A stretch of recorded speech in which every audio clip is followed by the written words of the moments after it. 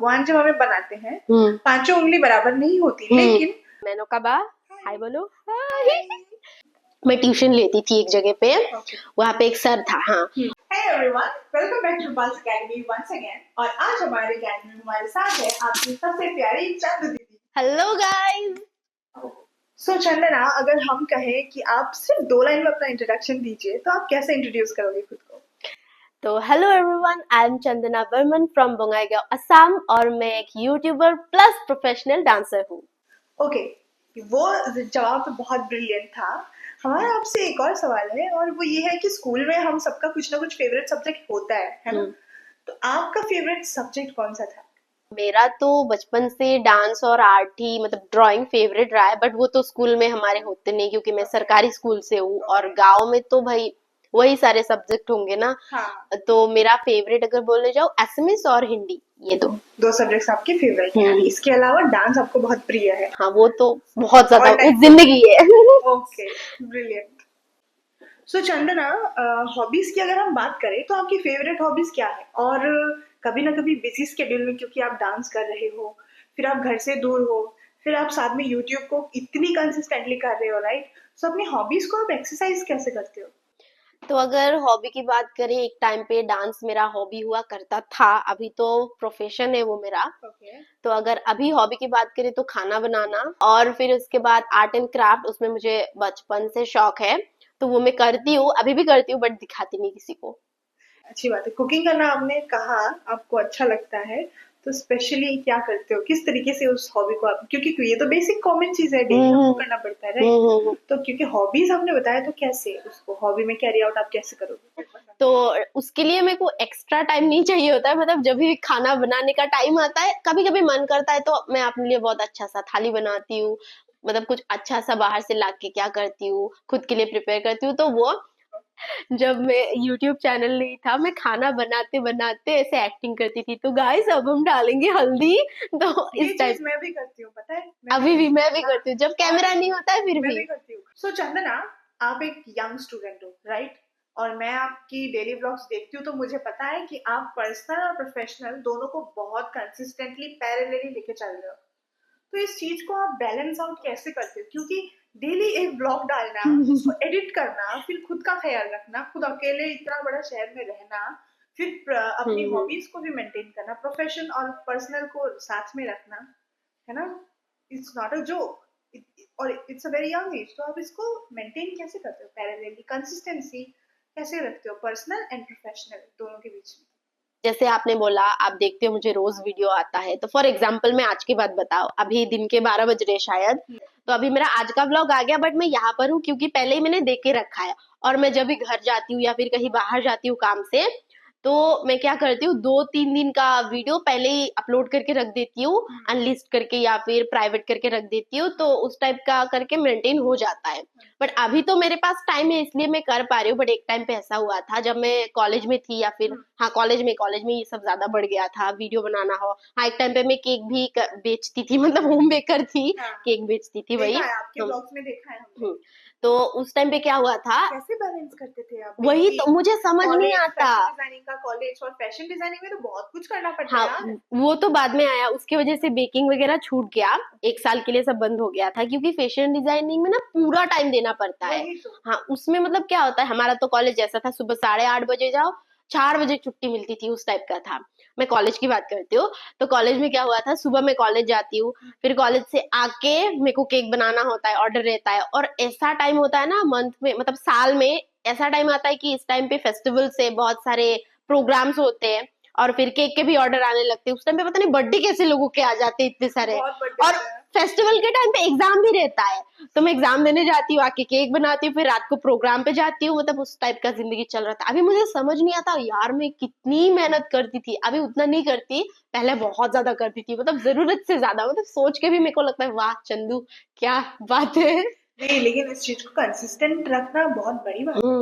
बहुत लोग give up भी करते हैं। मैंने देखा है बहुत सारे लोगों को, ऐसे अभी बोलूंगी तो लोग बोलेगा क्या, नहीं ऐसा नहीं, मैंने देखा है। हाँ, गांव में भी बहुत लोग को देखा है, गांव में ऐसे बहुत सारे लोग हैं जिन्होंने मुझे देख के बहुत सारा चैनल खोल लिया, उसने भी सेम वीडियोस डालने लगे, बट छोड़ दिया बाद में, क्योंकि इंस्टेंट रिजल्ट नहीं मिला ना।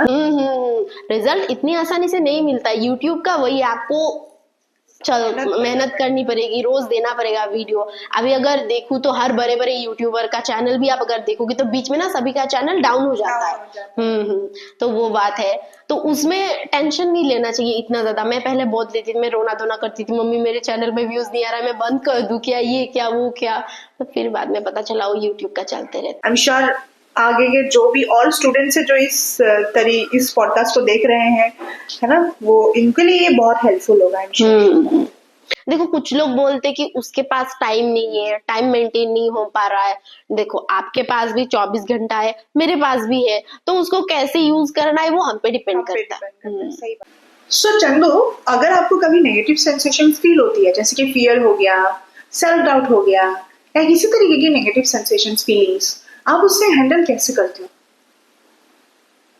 जैसे आपने पूछा मेरे दिमाग में आया, डर सबको लगता है। हाँ।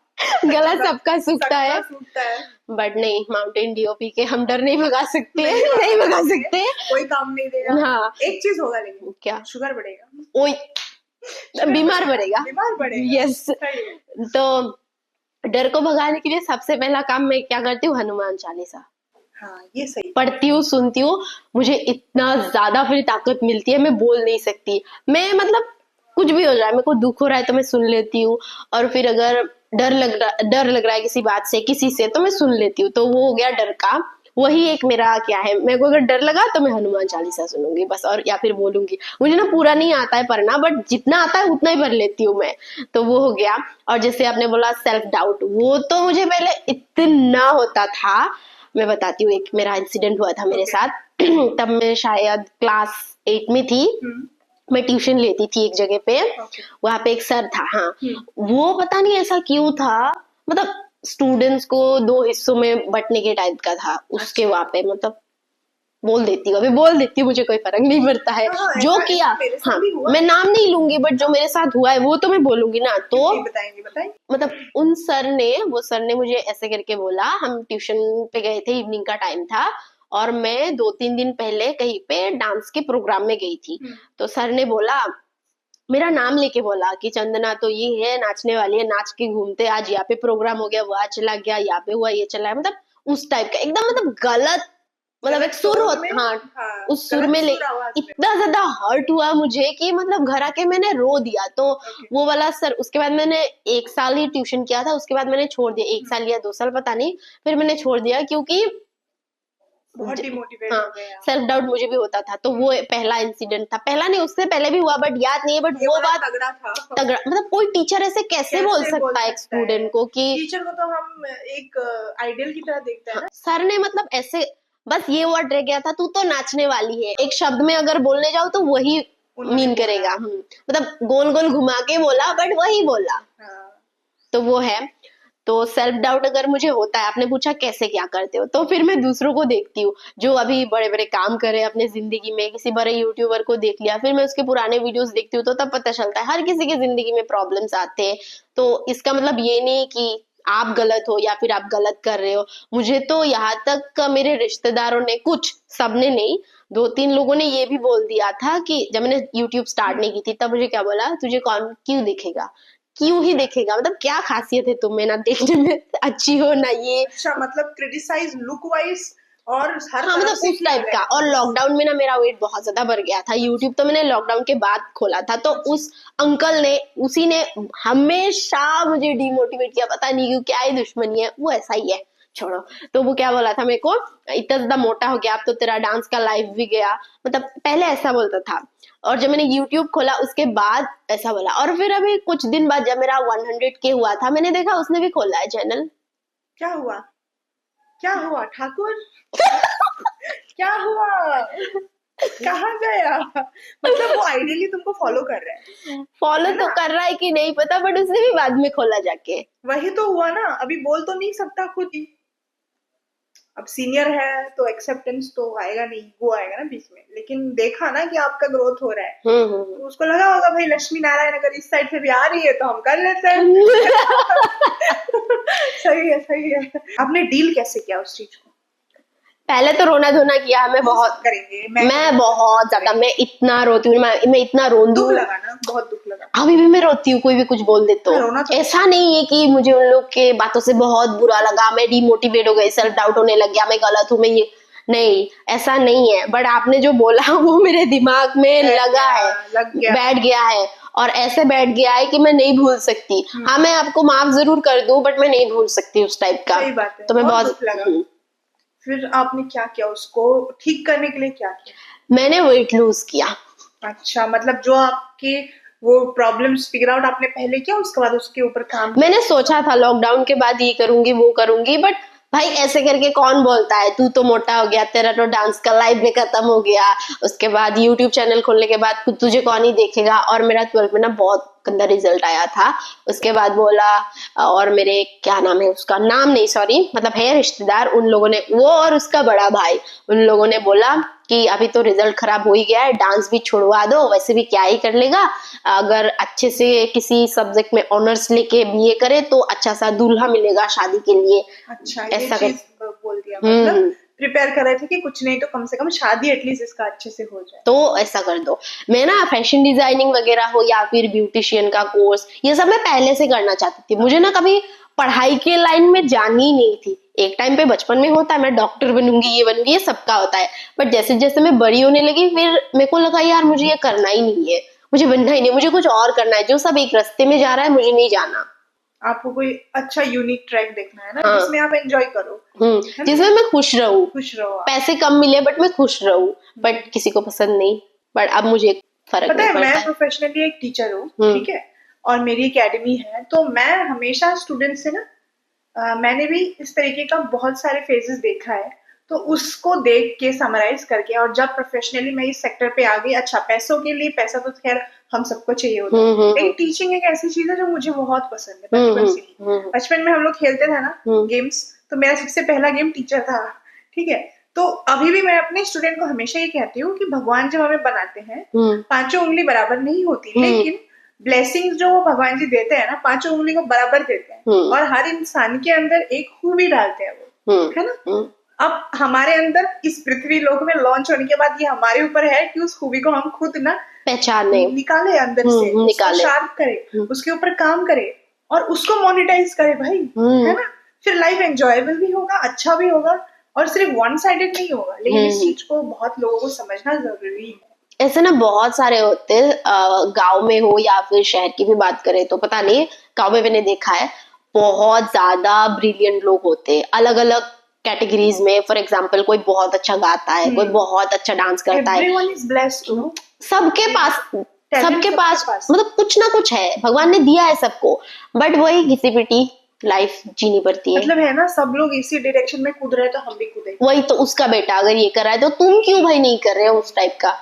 मम्मी पापा की भी गलती नहीं है, उन लोगों को पता नहीं होता है ना ज्यादा, तो जिम्मेदारी हमारी भी होती है कि हम उन्हें समझाए। हाँ, ये चीज पता है आपने जैसे कहा, मतलब गांव एरिया ये हर जगह है, लेकिन हम नहीं कह सकते कि सिर्फ स्मॉल टाउन्स में, टियर 1 टियर 2 में या फिर गाँव में है, नहीं, बड़े बड़े शहरों में भी है। मैं भी एक टियर 2 टियर 3 सिटी गाँव एरिया से ही आती हूँ, ठीक है, तो वहां पे भी ये चीज है। और यहाँ पे जहाँ हम आज शूट कर रहे हैं इस एरिया में, ये तो है हाईटेक सिटी है, यहाँ पे भी है, आपने भी देखा होगा, हर जगह है।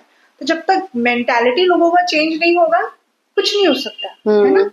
उनको चेंज होना होगा, और ये चेंजेस शायद आप जैसे यंग स्टूडेंट्स ही ला पाएंगे दिखा के प्रैक्टिकली, क्योंकि एक बार शायद पेरेंट्स देख ले कि हाँ भाई प्रैक्टिकली कर रहा है, अच्छा कर रहा है, तो उनको भी तसल्ली होगा ना। अल्टीमेटली तो वो हमारा अच्छा ही चाहते हैं। आखिर रिश्तेदार और ये ऊपर वाले सजेशन, वो तो हर किसी के जिंदगी में होता ही है। पता नहीं क्यों वो अपने बच्चे की शादी नहीं करवाएंगे, बट दूसरों के बड़े एकदम धूमधाम से लगा हम है, हम साथ है, उस टाइप का, और एक्स्ट्रा 2 प्लेट ले लेंगे, है ना।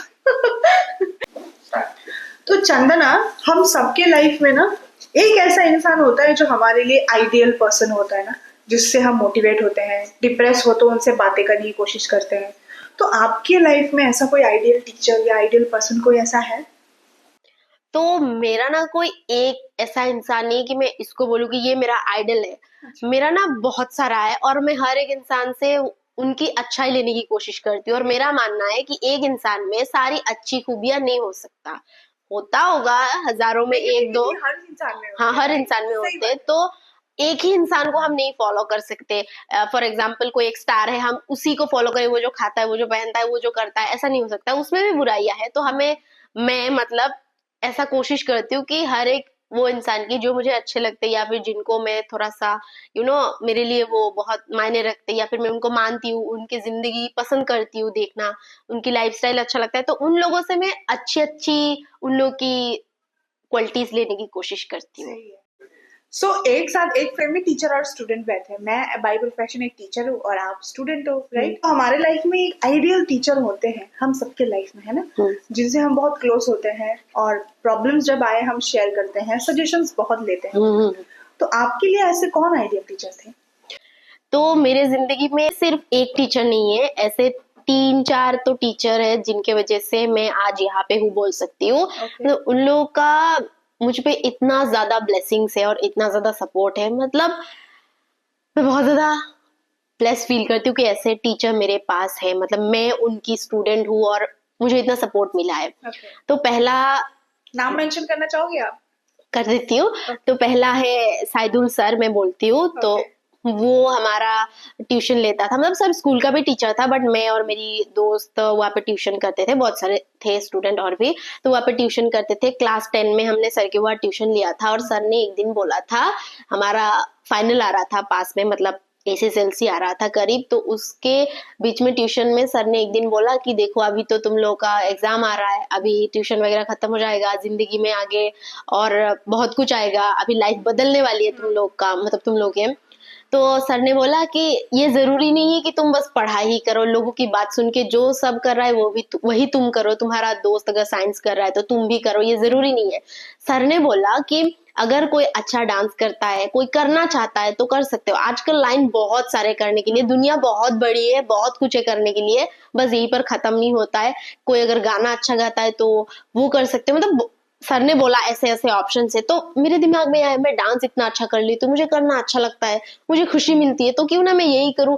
तो उसके बाद मैंने डांस में एडमिशन लिया और फिर डांस क्लास में जो मेरी गुरु है, मेरी मिस गुरु धितिश्री मिस, वो तो भाई क्या बोलूं, आई जस्ट लव मिस, मतलब वो बहुत ज्यादा अच्छी है, मैं क्या बोलूं, हर जगह मुझे सपोर्ट करती है। कितनी अच्छी है, आप ना भी बोलो तो आपकी फेशियल एक्सप्रेशन से हमें पता चल रहा है। मतलब मैं रो दूंगी कि कोई इंसान इतना अच्छा कैसे हो सकता है। कभी मुझे किसी भी बात के लिए क्या नहीं किया कि तुम ये मत करो, हमेशा मिस ने बोला तुम ये करो, तुम कर सकती हो, क्यों नहीं कर सकती, इस टाइप का। मतलब अभी बोलूंगी तो स्टोरी बहुत ज्यादा निकल के आएगा, तो इतना नहीं बोलो, बस मिस बहुत ज्यादा अच्छा है। और एक सर है संजीव शर्मा सर, तो वो मुझे वो सर मिले थे ग्रेजुएशन के टाइम पे। सर इतना ज्यादा प्यार करते, मतलब अपनी बेटी की तरह मुझे प्यार करते। होते ना कुछ टीचर, ऐसा भी नहीं है कि वो वाला टीचर मुझे नहीं मिला जो मुझे पसंद नहीं करता, ऐसा भी है जो मुझे पसंद नहीं करते। आज के डेट में भी मुझे पसंद नहीं करते, जैसे कि थोड़ी देर पहले मैंने एक बोला वो वाला टीचर। ग्रेजुएशन भी उस टाइम पे भी मिला, ग्रेजुएशन के टाइम पे भी मुझे ऐसा टीचर मिला। बट वो जो सर है, जब मेरा ग्रेजुएशन कंप्लीट हुआ था, सब ये मास्टर्स कर रहे थे, कोई बीएड ये सब कर रहा था, बट सर को जब मैंने बोला सर मैं क्या करूं समझ नहीं आ रहा है, मैं सोच रही हूँ फैशन डिजाइनिंग कर लेती हूँ। सर ने क्या बोला बताए, तुम्हें मास्टर्स करने की क्या जरूरत है, तुम इतनी ज्यादा टैलेंटेड हो, इतना ज्यादा अच्छा डांस करते हो, तुम में टैलेंट है, यूट्यूब चैनल है उसमें ज्यादा फोकस करो, इतनी ज्यादा ब्रिलियंट स्टूडेंट हो, तुम्हारे कितने सारे एक्स्ट्रा करिकुलर एक्टिविटीज में तुम्हारा मतलब क्या है, मुझमें अच्छे हो तुम, तो क्या जरूरत है जो सब कर रहा है वही करने की। हाँ तो सर, ये बहुत कम टीचर्स ऐसे हैं जो, हाँ बहुत कम टीचर्स है ऐसे, तो मैं बहुत ज्यादा ब्लेस्ड हूँ। सही बात है, अच्छी बात है। मैंने तो बोल दिया अपना वाला, अभी मुझे आप बताओ, आपकी जिंदगी में कोई ऐसा मतलब टीचर है जिन्होंने आपको बहुत ज्यादा सपोर्ट किया या फिर? हाँ, स्कूल लाइफ में थी एक टीचर, लेकिन मैं बहुत ही क्लोज्ड रिजर्व टाइप की स्टूडेंट थी और बहुत कम बात करती थी। हालांकि अभी मैं टॉकेटिव नंबर 1 हूँ, तो थे, मैं सब टीचर्स को बहुत फेवरेट स्टूडेंट तो नहीं थी, लेकिन हाँ अच्छे ओके टाइप्स के थे। स्कूल टीचर्स ने बहुत कुछ दिया, बहुत कुछ सीखा हमने, लेकिन अगर आप मुझे स्पेसिफिकली बताओगे स्कूल लाइफ में से एक टीचर, आइडियल टीचर, तो फेवरेट वो मैं आपको आइडेंटिफाई करके ना डायरेक्टली ये वाला ऐसे नाम नहीं बता पाऊंगी। एज ए होल सबने उनका बेस्ट दिया और मेरे लिए उन्होंने बहुत कुछ किया, मैंने उनसे बहुत कुछ सीखा।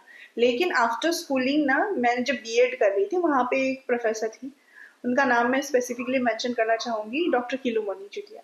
उनका जो जिस टाइप की वो मैम थी ना, we are still in contact बाकायदा, और जिस टाइप की गाइडेंस उन्होंने दिया, जिस तरीके से उन्हें पढ़ाया, उन्होंने सिर्फ पढ़ाया नहीं, हमें लाइफ के बारे में बहुत कुछ प्रैक्टिकली सिखाया। और बीएड में तो आपको पता ही है बीएड का कोर्स कैसा होता है, उसमें पढ़ाई के साथ साथ हम जिंदगी सीख जाते हैं, जिंदगी को कैसे हैंडल करना वो सीख जाते हैं। तो उन्होंने बहुत कुछ सिखाया, और वो जिस तरीके से हमसे बिहेव करती थी, हमसे तो वो एज में बहुत सीनियर थी, लेकिन जब भी वो हमसे मिलती थी ना, एज इफ वो हमारी एज की है और उनको सब पता है। जब भी हम प्रॉब्लम में, मैं बहुत बार ऐसा भी हुआ था कि मेरे दादाजी का ना देहांत हो गया था, तो मुझे पता, जैसे मुझे फोन में पता चला, मैं डायरेक्टली ऑफिस गई, मैंने मैम को बताया और उन्होंने मुझे बोला ठीक है आके आप एप्लीकेशन दो। उन्होंने मेरी मेंटल सिचुएशन को समझा उस टाइम। होते हैं ना ऐसे टीचर, ऐसा लगता है कि मतलब वो वाला बीच में क्या नहीं रह जाता है कि डर लग रहा है, सर है मैम है तो डर लग रहा है कुछ बोलने में, ऐसा नहीं होता। बहुत कंफर्टेबल, मैं इतना कंफर्टेबल कि मैं उनको कुछ भी, इनफैक्ट उन्होंने इतना तक, मैं घर के लिए बहुत स्ट्रगल कर रही थी, घर ढूंढ रही थी यहाँ पे, क्योंकि मैंने खुद सोच लिया था कि मैं गुवाहाटी रहूंगी, पढ़ूंगी, रेसिडेंशियल जो है खुद ढूंढ के सब कुछ करूंगी, एक्सपीरियंस लेना था मुझे। तो मैम ने इतना तक बोल दिया था कि अगर तुम्हारा घर ढूंढने में दिक्कतें आ रही है, मैं भी रेंटेड घर में हूँ, तुम यहाँ पे रह सकती हो मेरे साथ। तो ऐसे तो भाई जब उन्होंने ये बोल दिया और एग्जैक्टली अपनी बेटी की तरह ट्रीट किया, पढ़ाया भी, बहुत कुछ किया, तो she is an idol for me. We are still in contact, और कभी भी कुछ, अभी भी लाइक पढ़ाई का 3-4 साल हो गया खत्म हुए, लेकिन अभी भी इनकेस कुछ प्रॉब्लम होता है, इफ आई आस्क हर, उनका होता है कि इमीडिएट वो रिस्पॉन्स करती है। मेरे सीन में भी वही है, मतलब मैं अभी मैम के साथ ज्यादा बात नहीं करती, क्लास में भी नहीं जा पाती क्योंकि मैं यहाँ रहती हूँ, बट फिर भी अगर आज के डेट में मैं रात को मिस को फोन करके बोलूँ कि मिस मुझे ये प्रॉब्लम हो रहा है, तो मिस कभी ना नहीं करेगा मुझे पता है। तो मुझे रोना आ जाता है जब भी मैं सोचती हूँ, मतलब कैसे इतने अच्छे इंसान मुझे मिल गए। वैसे तो सब लोग अच्छे होते हैं, और हम सब लोग होते हैं, नेगेटिविटीज किसी ना किसी में, कोई इंसान परफेक्ट नहीं है, हम सब में नेगेटिविटीज होती ही है, लेकिन बस कुछ लोग का कुछ अलग होता है ना, जिनके कांटेक्ट में जब हम आते हैं, हम खुद कॉन्फिडेंट बन जाते हैं और बेटर फील करने लगते हैं, और ज्यादा तो होते हैं ऐसे कुछ लोग। और ऐसे टीचर्स शायद हमें सोसाइटी में बहुत कम मिलेंगे, तो बहुत कम तो मिलते हैं, हाँ ये बहुत सही है, कम है, लेकिन और ज्यादा ऐसे टीचर्स बनेंगे और मिलेंगे तो आई एम श्योर सोसाइटी बहुत हेल्दी और अच्छा हो जाएगा, और अच्छा। तो चलिए इसी के साथ हम नेक्स्ट क्वेश्चन पर आगे बढ़ते हैं। चंदू, अब जो मैं क्वेश्चन पूछने जा रही हूँ ना, वो डायरेक्ट आपके साथ उसका कांटेक्ट है, ओके? आप एक सोशल मीडिया इन्फ्लुएंसर हो, और मेरे नजर से अगर मैं देखूं, ये मैं अपनी पॉइंट ऑफ व्यू कह रही हूँ, ठीक है? मेरे नजर से अगर मैं देखूं, सोशल मीडिया कंटेंट क्रिएटर्स बहुत है, बहुत अच्छा कर रहे हैं, लेकिन आप जिस तरीके का कंटेंट क्रिएशन कर रहे हो पैरेलली कंसिस्टेंसी के साथ, आप एक बहुत ही ब्रिलियंट कंटेंट क्रिएटर हो, ठीक है? इन्फ्लुएंसर वर्ड का बहुत मीनिंग होता है, बहुत मीनिंगफुल वर्ड है ये, लेकिन आजकल मार्केट में इन्फ्लुएंसर के नाम में बहुत कुछ दिखने को मिल रहा है, लेकिन आपके जो कंटेंट है वो बहुत मीनिंगफुल है, बेसिक है, कॉमन है। तो आपसे ये क्वेश्चन है कि सोशल मीडिया बहुत तरीके से प्लस माइनस दोनों चीजें हैं, तो आप इसकी जो डीमेरिट्स, हम उसी के बारे में बात कर लेते हैं, पॉजिटिविटी तो सबको ही पता है, इसकी जो डीमेरिट्स है, नेगेटिव इफेक्ट है, एडिक्शन है, जो आजकल छोटे बच्चे से लेकर बुजुर्ग तक को हो चुका है, उसको आप कैसे डिफाइन करोगे? सबसे पहली बात तो है ना। दूसरी बात यह है कि जो नेगेटिव इम्पैक्ट पड़ रहा है सोसाइटी में, बच्चों में या बुजुर्गों में, उससे बचने के लिए आप क्या सजेशन दोगे यंगस्टर्स को, हम उम्र के स्टूडेंट्स को, या फिर सब? एक सेकेंड। तो अगर हम एडिक्शन की बात करें तो लत तो सबको गई है, लत सोशल मीडिया की, खाते बैठते उठते सोते जागते स्क्रॉल करते रहते दिन रात, अगर कुछ काम ना भी हो फोन में तब भी फोन चाहिए, तो ये बात तो हो गई पहली बात। और कुछ लोगों का तो ऐसा भी है ना कि डाटा अगर खत्म हो गया तो एक्स्ट्रा डाटा ऐड ऑन कर लेते हैं, है ना? मैं खुद करती हूँ, करती थी, मतलब अब ज्यादा नहीं करती। मैं पहले बहुत करती थी, मुझे ऐसा लगता है मेरा सारा नहीं, आधा पैसा वही काम करने में चला गया। तो डाटा खत्म हो जाता है फिर कर लेती हूँ, ये करते करते। हाँ, तो हम कहा थे, हम लाइन से थोड़ा भटक जाते हैं बार बार। हाँ, एडिक्शन। फोन के साथ हम ऐसे चिपक गए, मतलब वो हमारी जिंदगी का एक हिस्सा बन गया, अहम हिस्सा।